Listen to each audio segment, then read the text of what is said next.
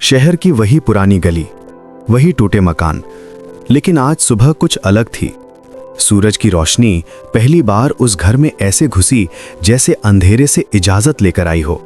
चूल्हा जल रहा था, चाय की खुशबू हवा में थी और आरव आईने के सामने खड़ा अपने चेहरे को देख रहा था। वही चेहरा जिस पर सालों से एक मजबूर मुस्कान टंगी थी। आज वो मुस्कान थोड़ी असली लग रही थी।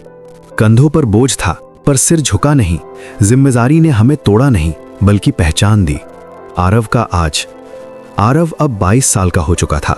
उम्र से पहले बड़ा हुआ, लेकिन दिल से अब भी वही लड़का था जो अपने घर को टूटते नहीं देख सकता था।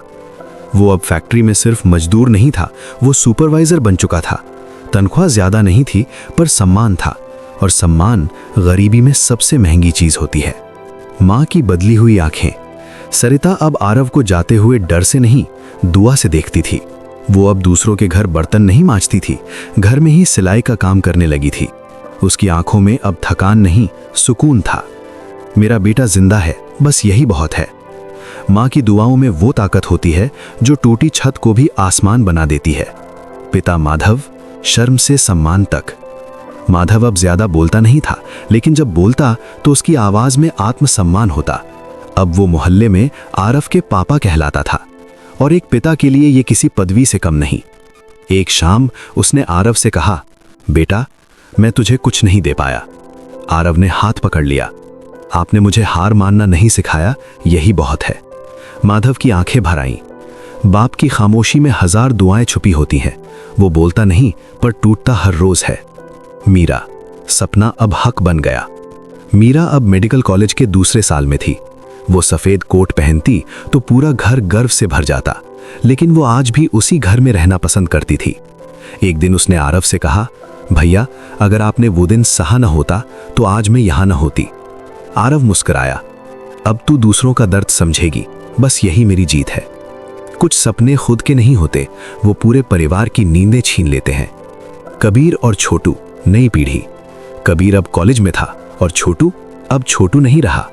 उसने पहली बार स्कूल में भाषण दिया। मेरे भाई ने मुझे सिखाया कि मुस्कुराने से पहले जिम्मेदार होना जरूरी है। पूरा हॉल तालियों से गूंज उठा। आरव पीछे बैठा चुपचाप रो रहा था। जो भाई खुद को जला दे वही घर को रोशन करता है। एक रात सच्चाई का सामना। उस रात आरव छत पर बैठा था। हवा ठंडी थी। उसे वो सारे दिन याद आए। भूख, रोना, मजबूरी और अकेलापन। उसने खुद से पूछा, क्या मैं खुश हूं? और पहली बार उसका जवाब हां था। खुद से लड़ते लड़ते थक गए थे। आज पता चला कि वही लड़ाई जिंदगी थी।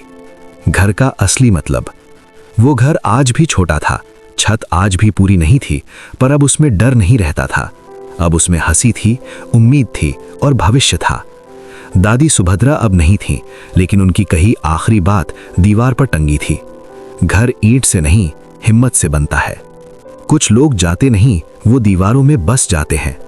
रात का समय, घर के बाहर एक पीली लाइट चल रही थी। आरव दरवाजे पर खड़ा अपने परिवार को देख रहा था। वही परिवार जो कभी टूटने के कगार पर था, आज जुड़ा हुआ था। उसने धीरे से कहा, हम अमीर नहीं हैं, लेकिन हम हार नहीं गए। कैमरा ऊपर उठता है, आसमान साफ है। गरीबी ने हमें तोड़ना चाहा, पर हमने उसे कहानी बना दिया।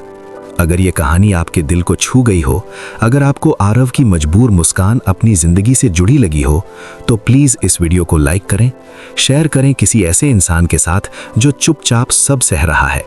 चैनल को सब्सक्राइब करें ताकि अगली बार फिर मिलें एक नई कहानी, एक नए सच के साथ। मिलते हैं नेक्स्ट पार्ट में।